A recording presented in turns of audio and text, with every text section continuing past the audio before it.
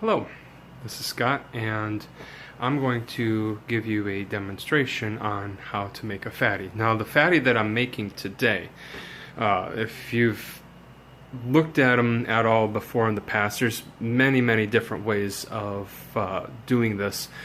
One of the things that I came up with was something that I call chicken cordon fatty or fatty cordon bleu.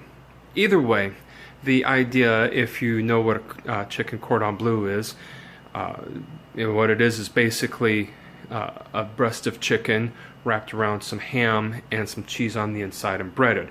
Well, what I've done is I've taken that idea and incorporated it into a fatty. And I'm going to show you step by step, for the most part, what I did to pull all this together. Alright, so you see here my ingredients. I'm starting off with a bacon weave, which I will demonstrate to you here in just a moment.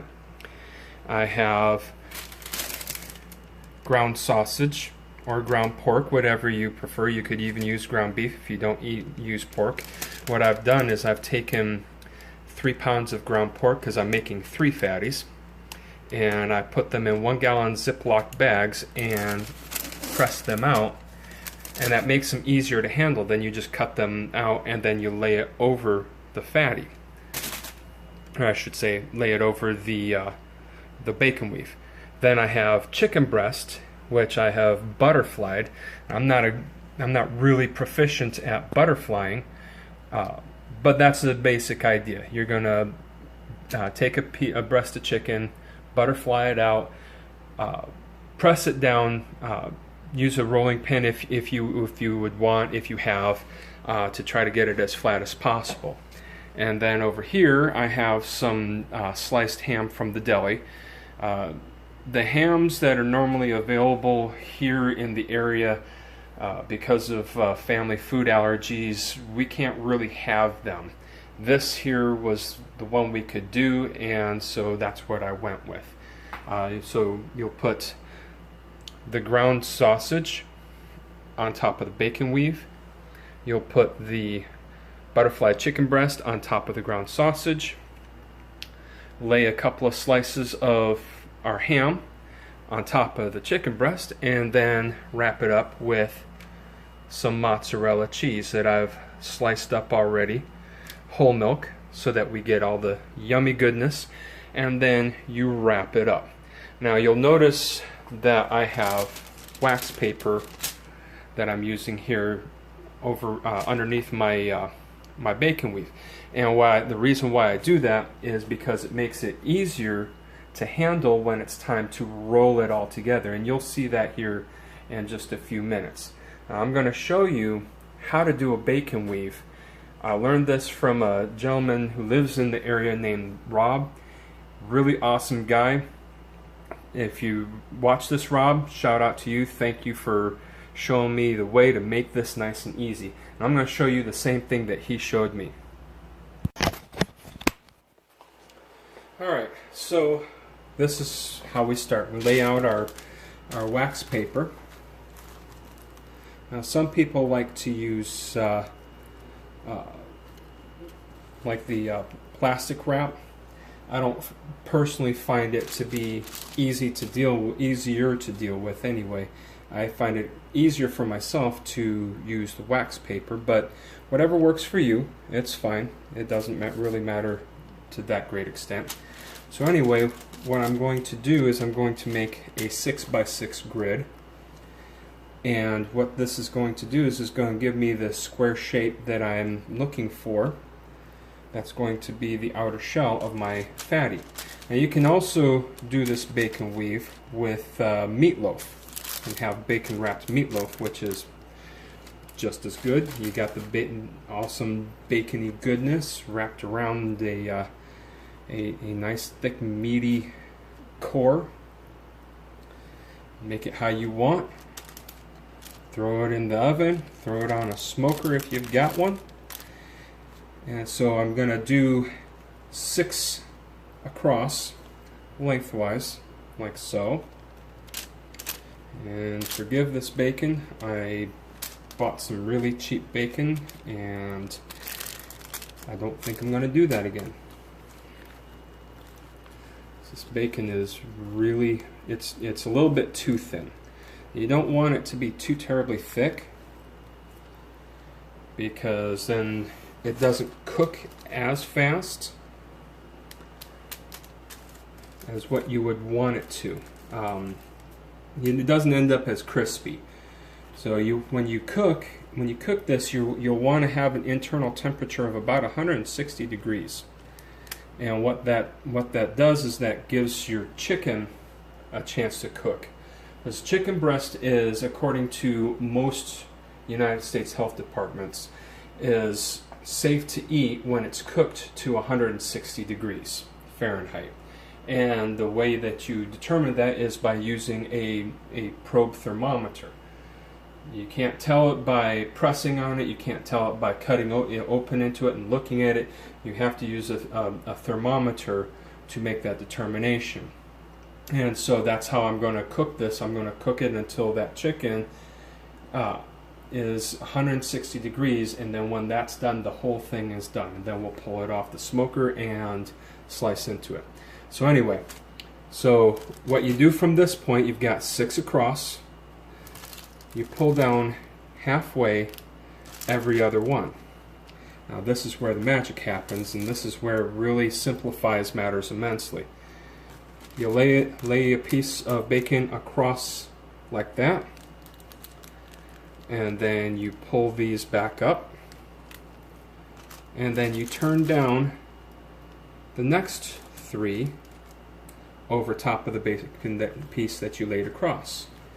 And then you keep going like that.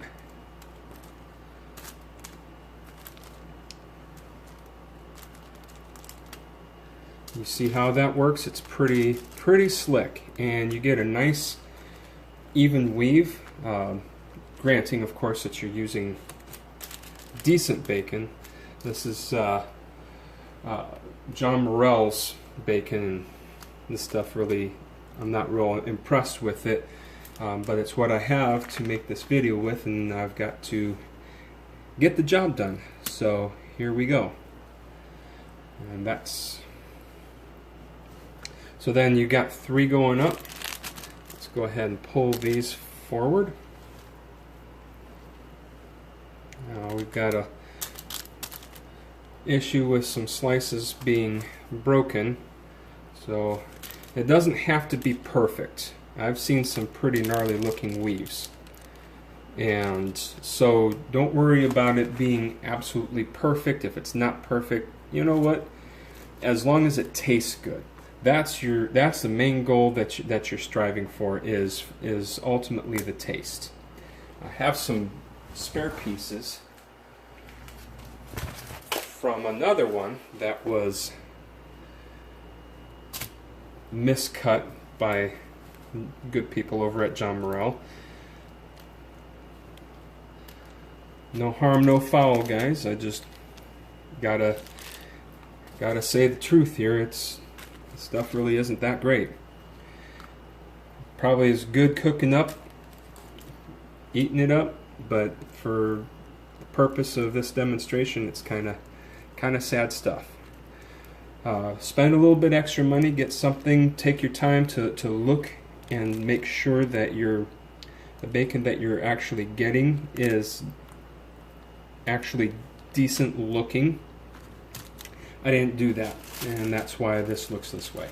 But that's okay. Again, it's not about the looks, although that helps. It's about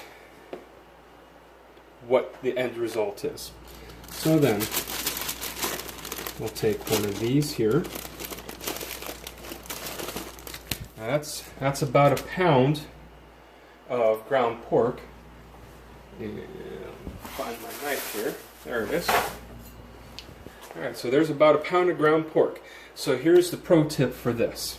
Alright, putting it in a Ziploc bag, when you put it in, you leave a little gap in there, and you spread it out, and you push all the air up to the front. Start in the corners, start in these corners here, and push the air up, flatten it out, and then you seal it up, and then you finish making it all nice and flat, and then you can unzip it.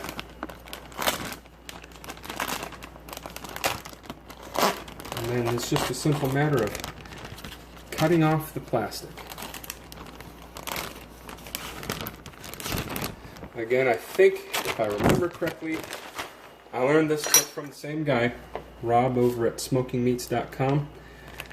Really excellent man, super cool guy. I talked to him a few times.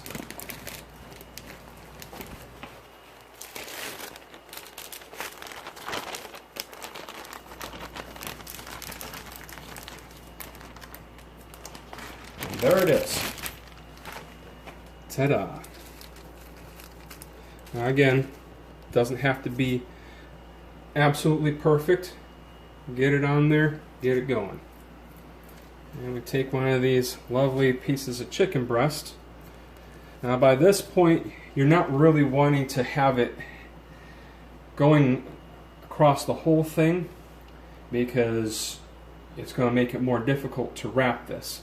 So what I'm going to end up doing is I'm going to wrap it from this side over. And I'll show you how I'm going to do that here in a second. Take a couple of these nice pieces of ham. If I remember correctly, this is Oscar Mayer off the bone. And I've tried a few pieces already, and boy, that's some good eating there. That's going to be very, very delicious.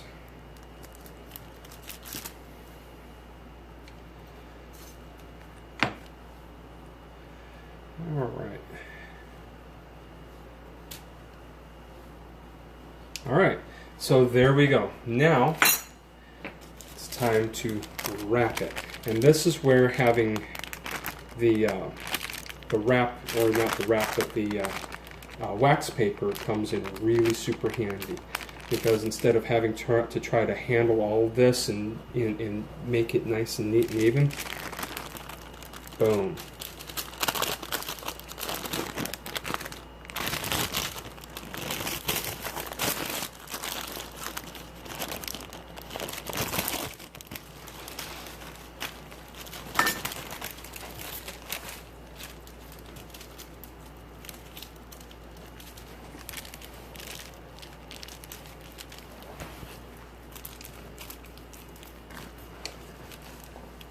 And there it is, folks. That's the fatty. Now, once this is done cooking, I'll go ahead and I'll make a quick video of me pulling it, and you'll see how it looks. Thank you for watching. Have a good day.